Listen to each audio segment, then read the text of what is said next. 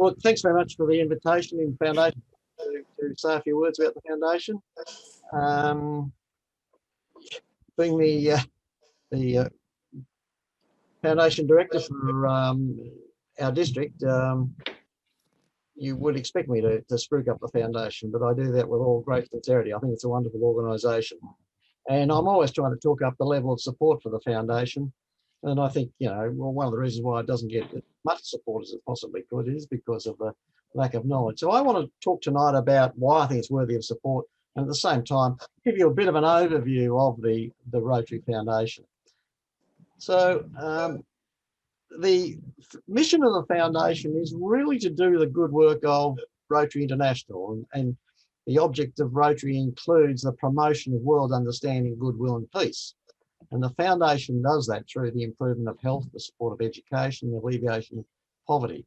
Well, I happen to think that's a very well thought out mission for the Foundation, but it all costs money to do that. What is easier to connect with is the simple motto of the Foundation: doing good in the world.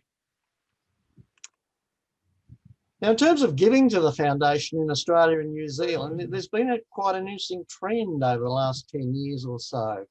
We've seen the level of donations coming from clubs starting to go down, as clubs have tended to get smaller in that period. But the level of personal giving has increased. In other words, there are individuals donating more and more to the Foundation. But that personal giving only comes from about 15% of Australian Rotarians. In our own district, the blue part of this bar graph shows the level of club giving year by year over the last decade, and the orange part of the bars is personal giving. And you can see the trend I mentioned is mirrored there, where the level of personal giving, the amount of income from personal giving proportion, has been increasing up until last year. And in fact, 2017, 2018, it was an enormous figure, and that was because that was the centenary year. And there were a lot of personal contributions made to the Foundation that year. In the past race, that proportion from individuals has dropped off. It's still pretty healthy. About 40% of our donations last year came from individuals within the district. So we're higher than the national average of 15%, but still we rely very heavily on personal donations. Our Paul Harris Society, for example, has 137 members, paying $1,000 each. That gives us $137,000 every year, which we have no trouble spending. And it makes us the biggest Paul Harris Society in Australia and New Zealand. I want to just quickly give you an indication of where Albert Park stands in all this. And this is a very complicated graph, so I'll just walk you through it.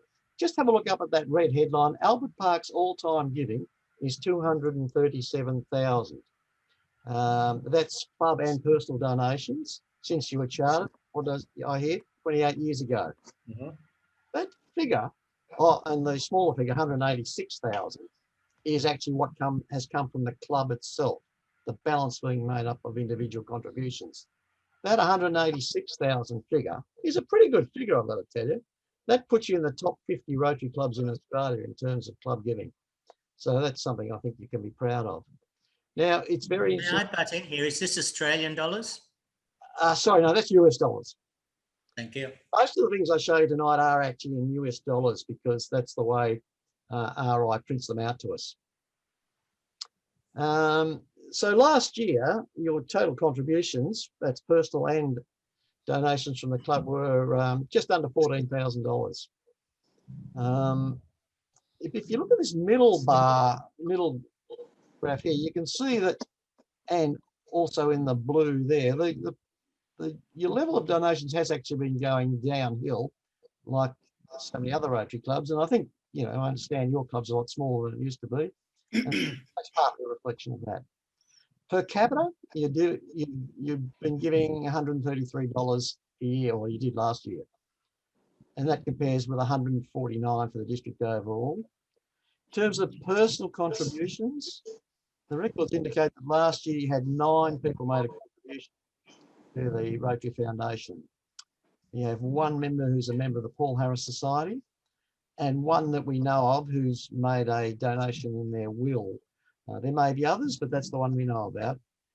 And we know of one person who's donated more than $10,000 to the foundation to be a major donor.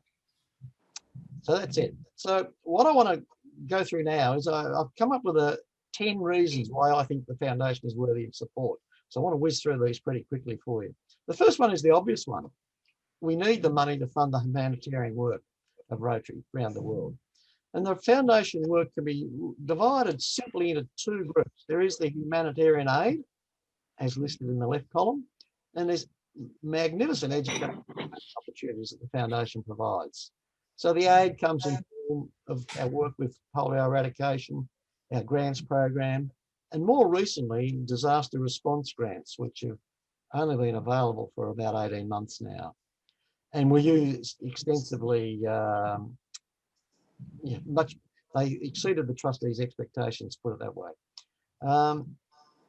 Education and training, well, the big thing is at the Rotary Peace Centres and the Peace Fellows. Our district is the premier district in the world in terms of selecting Peace Fellows. And on the weekend, we heard we had 2 more had got up. We've had 42 since the program started just under 20 years ago. Each year we fund 1 or more Rotary Global Scholars, and your own David Gorman is now the chairman of our selection panel and mentoring panel for the Global Scholars. And we have vocational training teams and Abbey scholarships, which are all magnificent programs, all part of education and training. So there's a fair bit to cover. The impact of our foundation, when you look at it, it really is profound. $4.5 billion has been spent by the foundation during its 100 years on these programs I'm referring to. In the last Rotary year, for which we got figures, $335 million in 1 year was spent on foundation programs. 2.5 billion children have been immunised against polio. More than 1,300 Peace Fellows have been trained, and 42,000 postgraduate scholars have been trained. These are impressive figures in anyone's language. We don't know the figure of how many people have actually been affected by all this good work, of course. Now, just quickly on grants, I think most of you are probably aware of the differences between district grants and global grants. District grants help clubs fund their projects, their small grants. In our district, we give up to $2,500 for a local project. A local project is a grant in Australia, or a project in Australia, and we give up to $6,000 for international projects. And we give $1,000 partner with their local schools to do secondary scholarships. Just a couple of your recent district grants. You funded a car for the L2P Learner Driver program last year, and you put up $2,500, and we, as a district, matched that. Similarly, your secondary school scholarship last year for a student at Albert Park College, we matched that 1 for 1, both of us putting up $1,000. So that's just a couple of quick examples from your own involvement, which is fantastic. Global grants, of course, fund much bigger projects. The picture indicates a major global grant that was supported by 6 clubs in the eastern suburbs WASH program in Timor-Leste. Minimum project size for a global grant is $30,000, and sadly no longer does the foundation match club contributions, but still continues to match district contributions at 100%. And a couple of your global grants, I'm sure you're quite well aware of these. The sanitation program for the girls in Tamil Nadu in India. You put up 5,400. We put up half that. Again, the World Fund matched that, and there was a project of 60,000. These are all US figures again. And of course, your more recent one is the member-based training program in Maharashtra in India. I believe that's on hold at the moment because of the coronavirus, but they're great things. And I think, you guys should be proud of your international work. Okay, second reason. Foundation actually belongs to and is managed by Rotarians, unlike a lot of charities that we get involved with.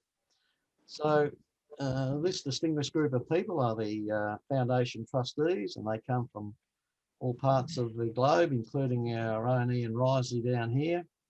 And Ravi Ravindran is the current chairman. A lot of these people are past RI presidents. So they provide the guidelines for the way the foundation is to be managed. But at district level, we have our own experts in the different fields there. David, I mentioned, David's on our committee as well. And you can go through that and you'll recognise some of the names there. We're lucky to have a pretty complete committee and a pretty strong committee at that, with a lot of Rotary experience. And I have to say, everyone on that committee works pretty hard and makes the foundation really work in our district. And there are zone representatives as well, people that we can get advice from in Parramatta and elsewhere. And that includes our own past district governor, Dennis Shaw, who many of you will know. He's now the major gift advisor and endowment advisor for Rotarians in Australia and New Zealand. Third reason, the foundation supports critical causes that have been determined by Rotarians. And you'd all be familiar with the 6 critical causes that we build our grants program around. The terminology changes slightly from time to time, and people struggle to remember what all the 6 areas of focus are, but these are well thought through and they've been decided upon by Rotarians. And you've probably all heard that as from July 1 next year, we'll have a 7th area of focus, which will be supporting the environment. And this has been really well received, and we think will be quite attractive to, particularly to younger Rotarians too. People of all ages have really embraced the idea that Rotary is going to be seen to be supporting the environment. So the 4th reason that we should support the foundation is that our work with eradication of polio. You'd all be familiar with the story about how in the 1980s we were seeing 1,000 cases a day worldwide when Rotary came up with this idea that many thought were crazy, that we should do something about eradicating polio from the world. And as of this week, we are down to only 133 cases this year in Afghanistan and Pakistan. It is a great success story. It's certainly taken much longer than we would have thought, and there's a few years to go just yet. A big highlight for us this year throughout October was the Rotary Walk with Us program. We raised just under 125,000 was the last figure I heard. I'll hear more tomorrow. We may have exceeded it by tomorrow because we've left the website open for people to make donations until the end of this month. And when I last checked, I noticed that Albert Park's walking team had raised more than $500. So thanks very much for that, those who were involved with that. This little column here gives you an idea of how the numbers have gone down year by year. And we were doing quite well up until 2 or 3 years ago when it bounced up again. So last year we had 174 cases in Afghanistan and Pakistan. And this year, as I said, we're already up to 133. Hopefully we'll come in just under the 174 of last year. But that's because the program this year had to be stopped for a few months because of the pandemic. And last year it was stopped because of some threats made to the vaccinators and even deaths of some of the vaccinators. Terrible stuff. So, there's a lot of work to be done still, but overall it's heading in the right direction. 5th reason, well, the foundation is recognised as financially efficient, accountable and transparent. In the last Rotary year, the foundation expenditure was $335 million. Of that, 90% went on the programs, and only 10% was spent on administration and fundraising development. Now, for any charity, that is pretty remarkable.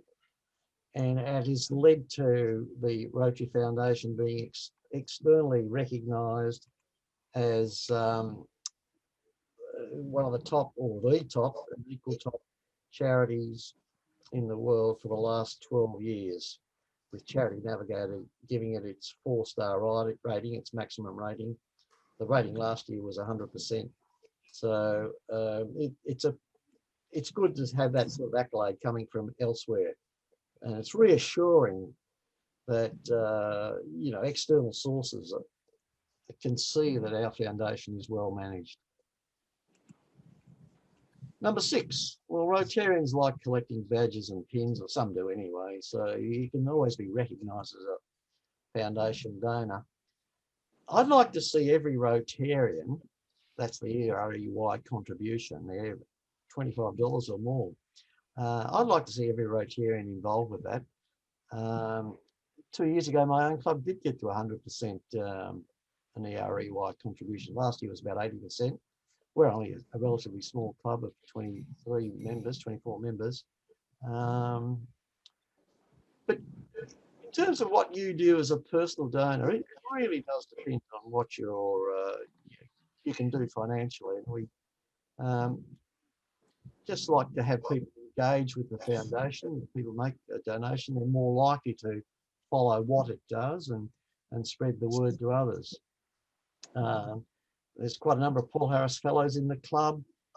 I've known Paul Harris Fellows. In fact, I was probably one of them that, you know, once they received their recognition from the club, thought more about the foundation and thought, well, you know, I can be part of this. I can make my own contributions to it, and did so through the Paul Harris Society, and over a number of years eventually became a major donor. And I'm also a member of the Bequest Society there. I can't see myself becoming an Arch Plum Society member, but I'm giving what I can. In fact, we haven't even got an Arch Plum Society member definitely yet in Victoria, but there are one or two that are getting very close to doing that. But I would urge everybody to try and make an every Rotarian every year contribution of some sort, make some sort of donation. And if you can do more, please do so. So I'll give you that as food for thought. This year, we've brought in a new program to actually recognise club donations. Clubs aren't really well recognised in terms of their work, and they do a lot of good work, as your club has done. So on the left there, you can see different levels of recognitions that will be given at the end of this year. Your club will certainly be a level 1 donor. If it keeps up its level from last year, you would have been a level 1 donor last year, donating more than $100 per member. And we're also going to make a recognition of clubs' all-time giving as they reach certain levels. And already your club would be a bronze recognised club, I would think. There's the levels there of how that will be arranged. There are no diamond donating clubs yet, but there is a platinum announced soon. If you want to make a donation, there are 4 funds that you can donate to. Most people donate to either the annual fund or the Polio Plus fund.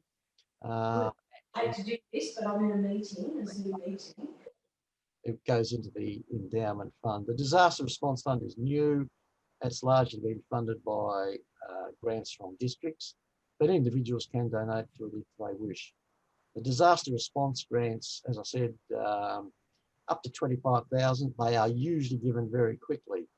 The Gippsland District 9820 got one in January for $25,000. It only took about 3 days for them to get it, and that was for bushfire relief. Fantastic work by the foundation to do that.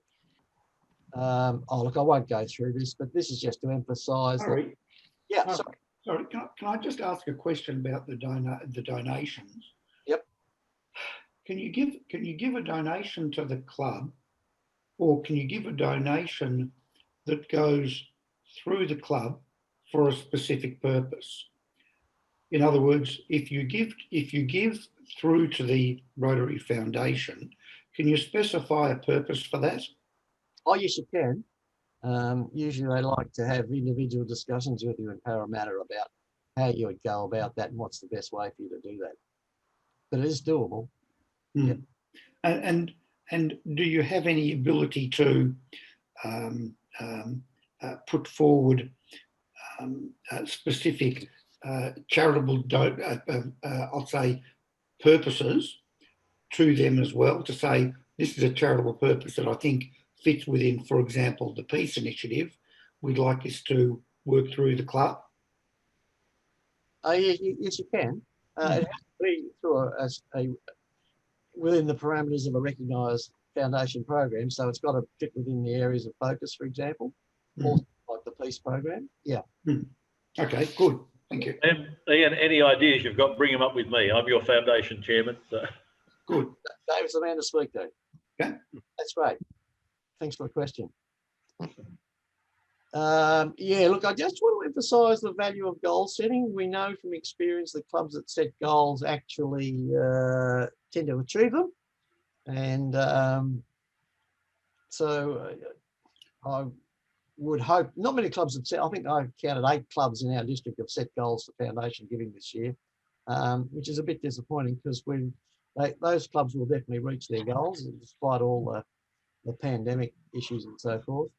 And there are foundation goals that contribute to a Rotary citation at the end of the year. I'm not sure whether Albert Park got one last year or not, but I've listed them there. But again, that's something to think about. Okay, now number 7 is what we've called to leave a legacy, and that's really a donation to the endowment fund.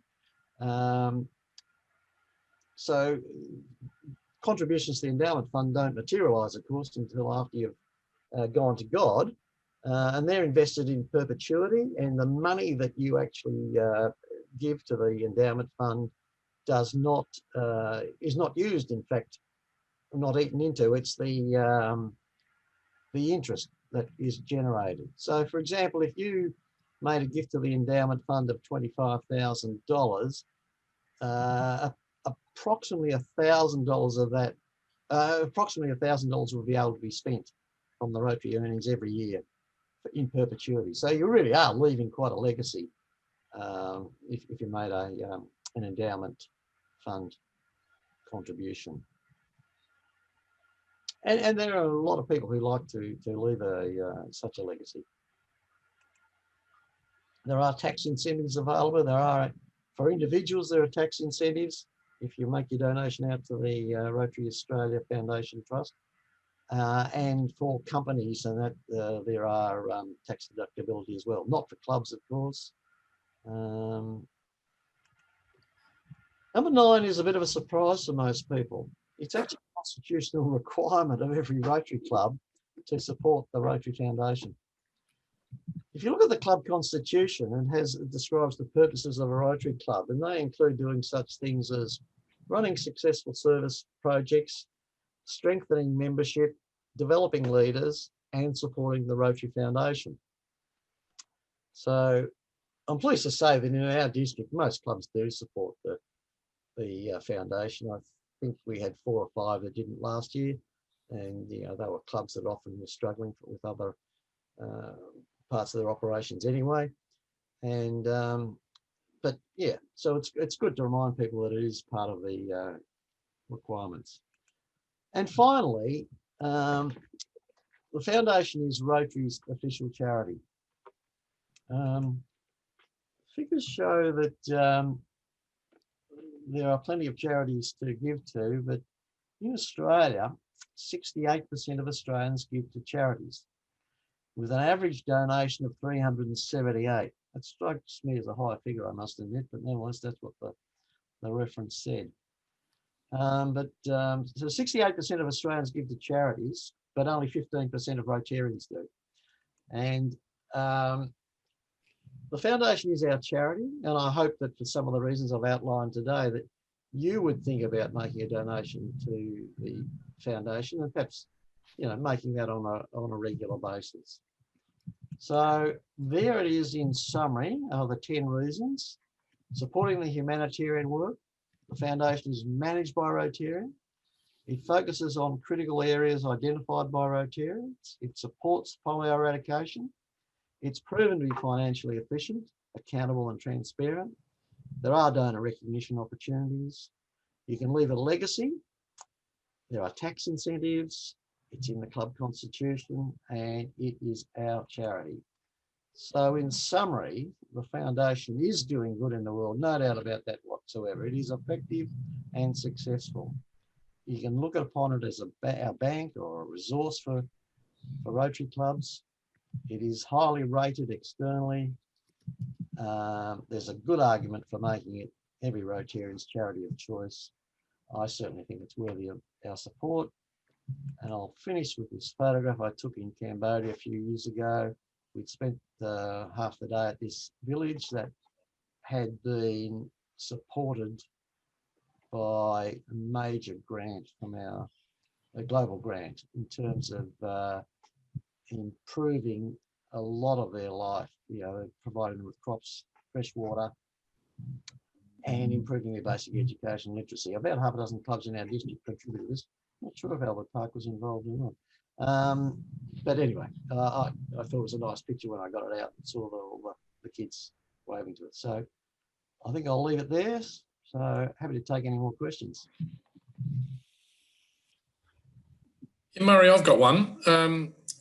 First of all, great presentation. I love seeing statistics kept because we can be lost in individual projects and things that go on and the incredible work that happens. And I'm new to the international side and I'm just seeing firsthand the incredible work that's been going on over the years from the guys that have led our projects.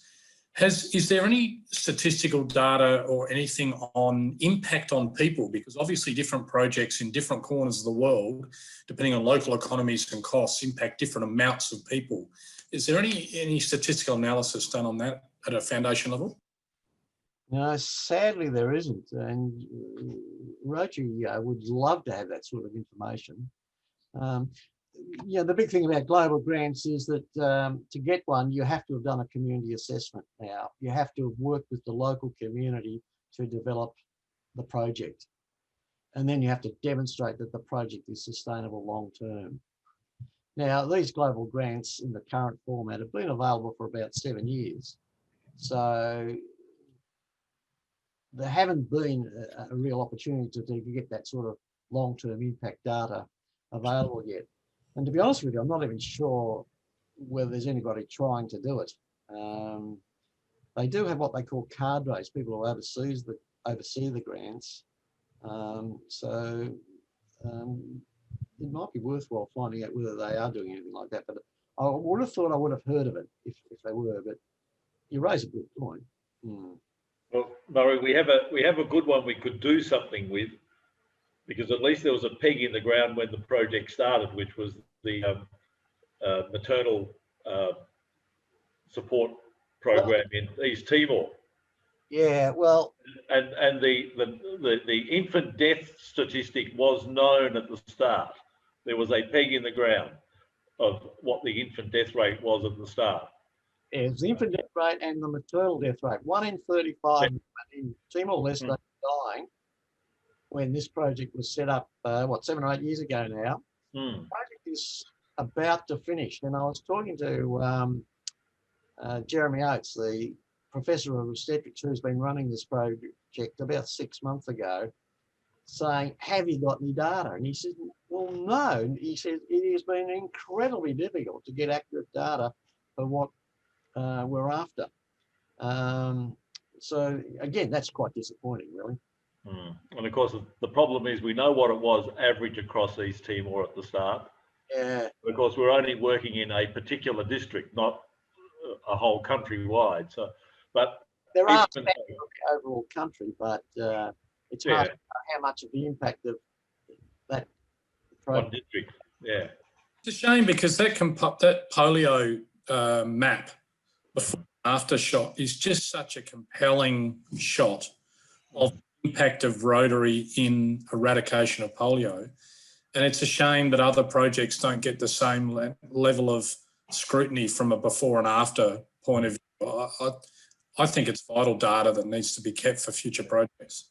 Yeah, we hope we can do something with that mentoring program in Maharashtra in India. That in fact was the reason for it being held up for a year, which unfortunately then flicked it into being held up by COVID-19 pandemic. But the issue of monitoring and measuring the impact was in fact the issue that held up approval for the project. Was it? Okay. Yeah. I think Vicky wants Vicky, jump in when you can. Hi, Murray. In my in my 28 years in Albert Park, I've heard many foundation presentations for the Poor thing.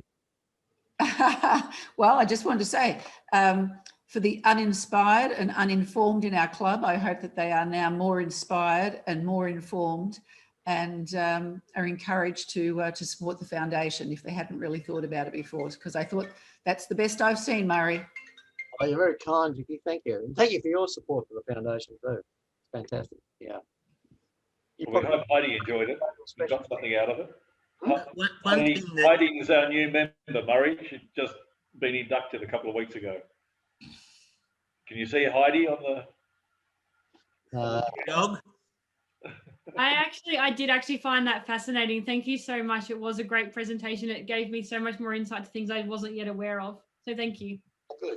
Look, it's a complex organisation, so it is hard to present this in a way that is understandable, and a lot of it does need reflection too. I'm happy to share the slides if anybody wants them as a reference point too.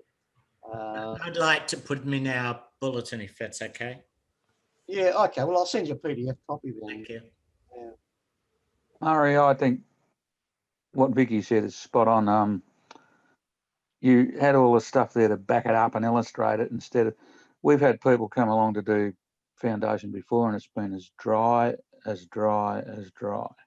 And tonight it wasn't, it was interesting. So thank you. Yeah. Oh, that's good. One comment I'd like to make is that we all found that very interesting. Obviously, Heidi didn't realise what we did. A lot of our members don't realise what we do.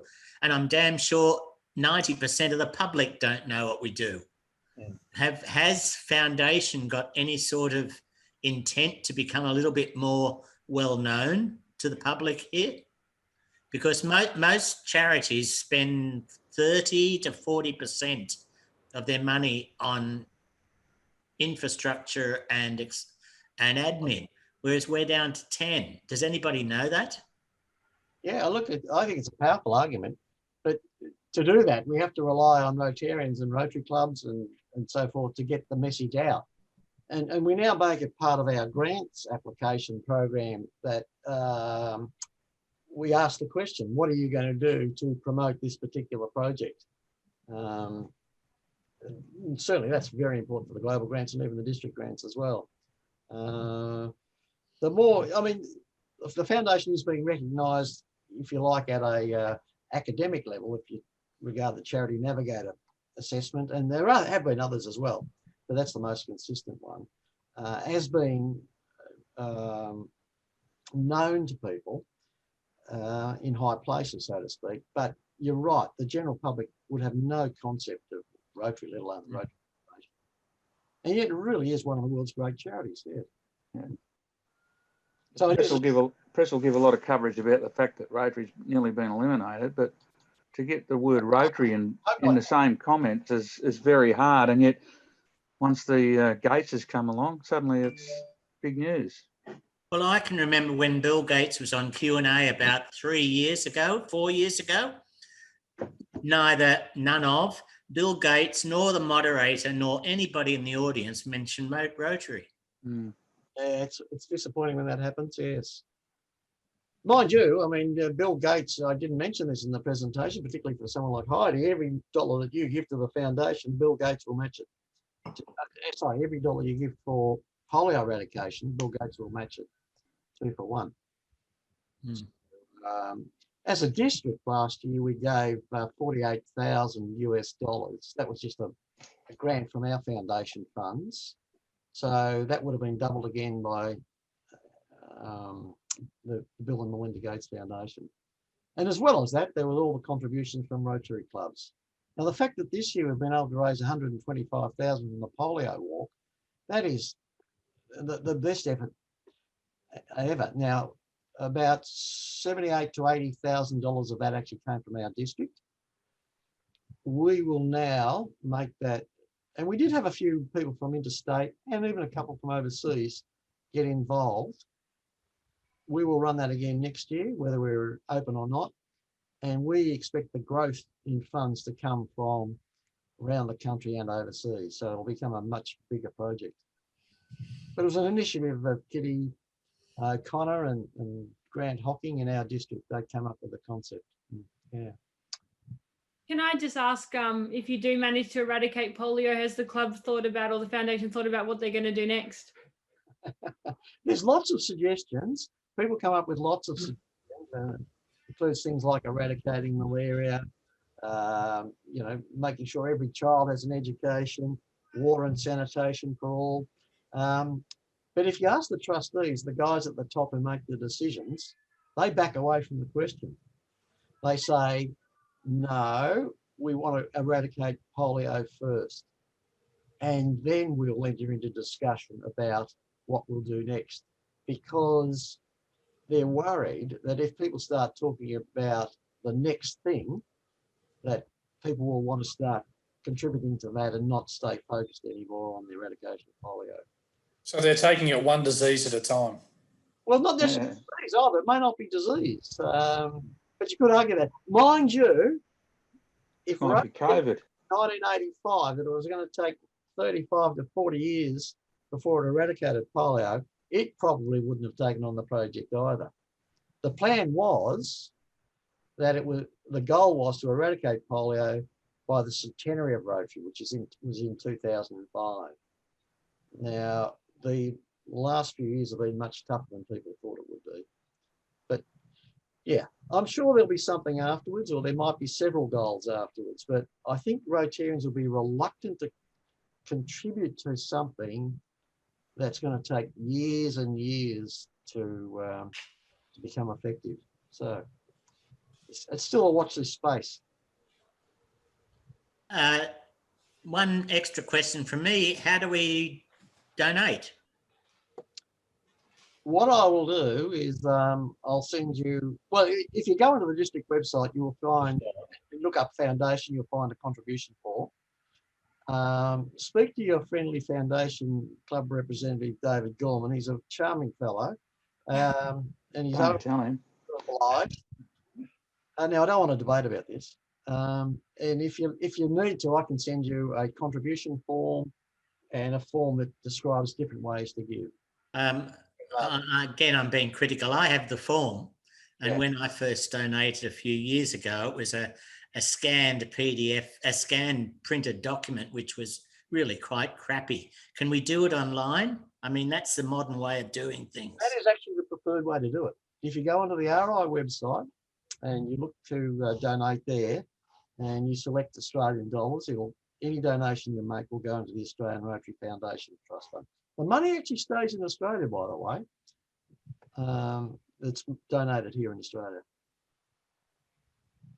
And doing it online, it's tax deductible in Australia. Yes, it is. It didn't used to be, but now it is. I might send you the ways to give form. It describes different ways to give. You know, there might be some people who still want to send a check or something. So, what's that? But yeah, the online is the preferred way. Sorry, just by bank transfer sometimes gets confusing because